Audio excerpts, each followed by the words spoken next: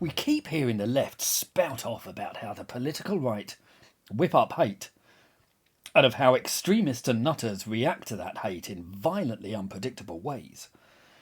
And look, I'm not saying that doesn't happen, but if the left are going to screech about that, then they better make sure they don't do exactly the same thing. Yet they do. In fact, they whip up far more hatred than the right, primarily against Republicans, Tories, right-wingers, and white people. And the consequences are even worse. Yet they ignore this. Indeed, they and their media buddies ensure it gets buried. And this shouldn't be a surprise. We all know what colossal hypocrites the left are. They've been dreadful hypocrites about supposedly stolen elections. They've been massive hypocrites about immigration and about riots and mob violence. The New York Times and Washington Post both screamed that Donald Trump was mentally unfit. Yet they're totally silent about the dreadfully impaired Joe Biden. And we know that if a Trump voter had deliberately killed a Democrat just days after the former president had given a speech screaming hate about his rivals, then it would be the #1 story for years, and we'd never hear the end of it. Yet when the reverse happens, they are utterly silent. Joe Biden gave a fire and brimstone speech, spreading deranged hatred about Republicans. And just days later, Shannon Brandt, a 41-year-old Democrat, deliberately ran over and killed Kayla Ellingston, an 18-year-old Republican. And Brandt admitted that he'd done it following a political dispute. He'd done it because Ellingston was a Republican. And the terrified teenager had been on the phone to his mother to say he was being chased just before Brandt mowed him down. And this is just the tip of the iceberg. For any appraisal of the evidence shows that left-wing violence, inflamed by the relentless shrieking hate of their movement, is rising sharply and spiralling out of all control. Yet both they and the wider media are completely silent about it, when they're not spouting barefaced lies about all the carnage they're provoking. And that happens a lot too. Let's look at just a few more recent cases. The committed Democrat David Jacobonis attacked Lee Zeldin, the Republican candidate for New York governor, with a sharpened knuckle duster. And he may have killed him had a few alert bystanders not intervened and wrestled his assailant to the ground. Robert Tellis, a Democratic administrator in Clark County, Las Vegas, has been charged with murdering a journalist who is investigating him. The Las Vegas Review-Journal reporter Jeff German had been working to expose the alleged corruption of Tellis when he was stabbed to death in the street. The Democratic representative's DNA was found at the scene. Chuck Schumer had sneered that Republican Judge Brett Kavanaugh had unleashed the whirlwind and would pay the price. Sir Nicholas John Rosk, a 26-year-old Californian radical, attempted to storm his home armed with a Glock pistol, a hammer, zip ties, a screwdriver, knife, duct tape, and a crowbar. He too was stopped, but another leftist proved more successful. Democrats were outraged at the repeal of Roe v. Wade, and all the usual suspects made overt and very public threats. It was probably no coincidence that in the wake of all their hateful rhetoric, another left-wing activist, Robert Eugene Cremo III, went on a shooting rampage in Chicago on the 4th of July, making clear his attack was against America itself. 7 people were killed and 25 wounded.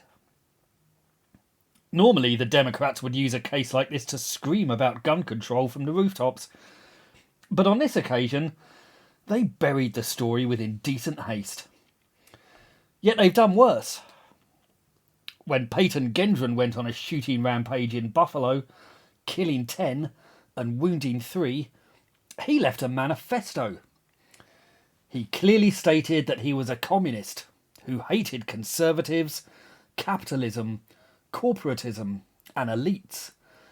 He made clear that he's a radical socialist who supports worker ownership of the means of production. He claimed to be of the authoritarian left and a radical environmentalist.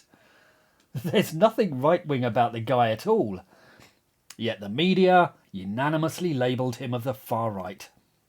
They outright lied by blaming his attack on Tucker Carlson, and then Google sought to delete his manifesto by banning it from their search engine. Our liberal elites had performed a similar trick with Patrick Crusius, who had killed 23 people and injured 23 more in El Paso, Texas. He too had left a manifesto describing himself as a radical environmentalist who was alarmed at population growth. He was also repelled by elites, the power of corporations, and the dreadful waste of consumer culture. All markedly left-wing positions. He made abundantly clear that Donald Trump's rhetoric played no part in his attack. So the media and internet giants flagrantly lied again, describing him as an alt-right Donald Trump supporter. Wikipedia still displays flagrant lies about both Crusius and Gendron. And Crusius had even predicted all the lies that the media in Silicon Valley would spread about him. And this is why so few people are aware of this epidemic of left-wing violence. The shocking mendacity of our liberal elites. But there's much more. Shortly after the acquittal of Kyle Rittenhouse, the left whipped up anti-Republican and anti-white hatred again. They painted it as a racist verdict, despite the fact that all those involved had been white. Sir Darrell Brooks, a hardline BLM activist, responded by driving his car through a Christmas parade in Waukesha. He killed 6 people and injured scores more. Quintez Brown, another BLM radical, tried to shoot Craig Greenberg, a Jewish mayoral candidate in Louisville, Kentucky, while Ali Harbi Ali, a hard-left Islamist, was rather more successful. He stabbed the Conservative MP David Ames to death in Southend-on-Sea. The left's racist rhetoric also provoked the Brooklyn shooting spree of Frank James, and that of Ezekiel Kelly, the 19-year-old black man who went on a rampage against white people in Memphis. He shot 4 people to death and injured 3 more. And other black youths quickly began promising more racist violence to come. As for wider leftist violence, there have been far more cases in recent years. In August 2019, Connor Betts, a radical leftist, an admirer of Elizabeth Warren, Bernie Sanders and Antifa, opened fire in Dayton, Ohio. He killed 9 people and injured 27 more in just 30 seconds of mayhem. In October 2020, in Denver, Colorado, Matthew Doloft, a Trump-hating far-left activist, shot a Patriot Prayer member in the head, killing him instantly. In March 2021, Ahmed Al-Alawi Alisa killed 10 people at a grocery store in Boulder, Colorado. Ahmed was a Syrian immigrant and a rabid anti-Trumper.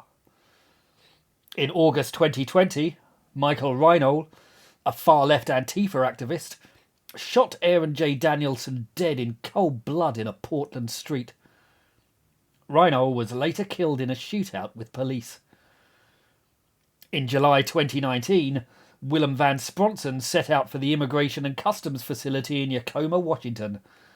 He was armed to the teeth with guns, ammunition and bombs.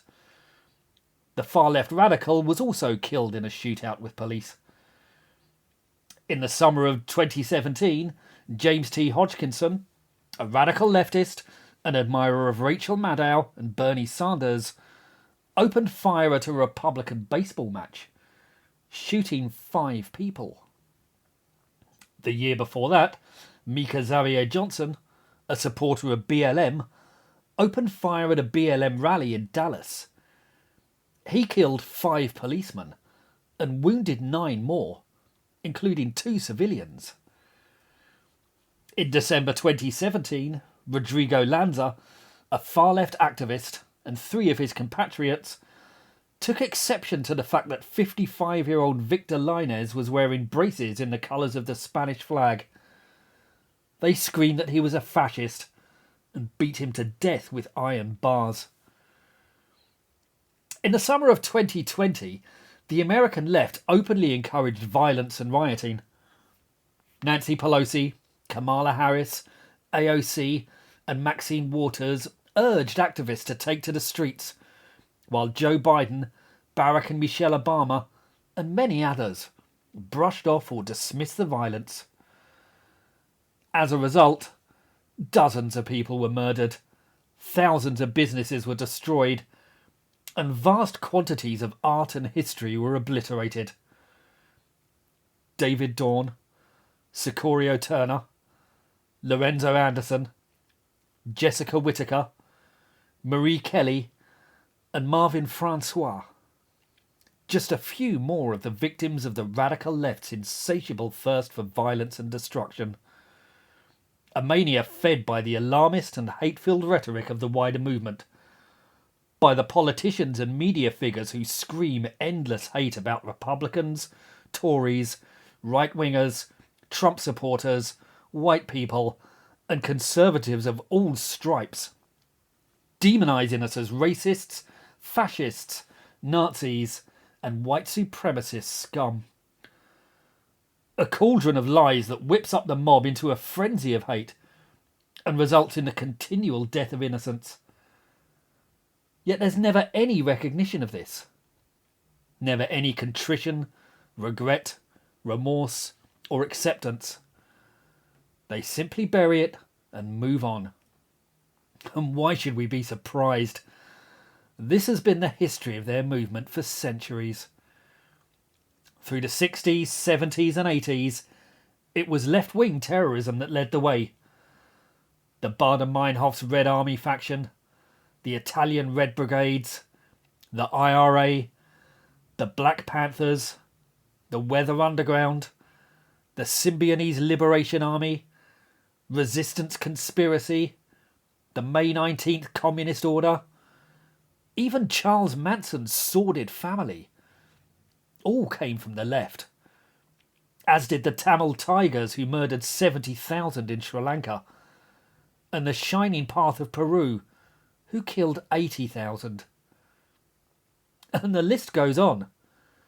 Gaddafi, Hussein, Yasser Arafat, Castro, Mengistu, Pol Pot, Stalin, Mao, even Hitler. All were revolutionary left, anti-capitalist despots, spouting the same deranged hate. And before them, the communards and Jacobins did the same.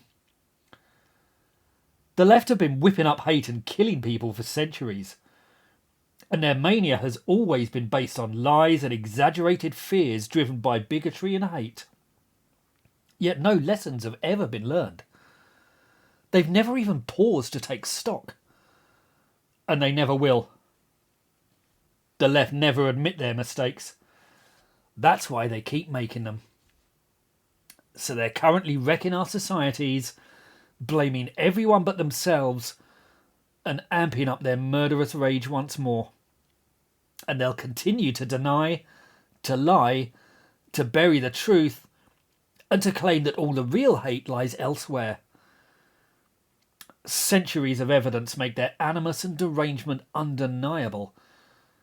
Yet they still claim to be on the right side of history, and to be full of compassion and tolerance. It's a remarkable story. And if you want the full tale, it's in my books.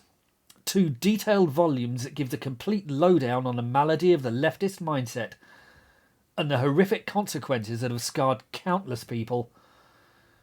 Please do check them out and let me know what you think. Thank you.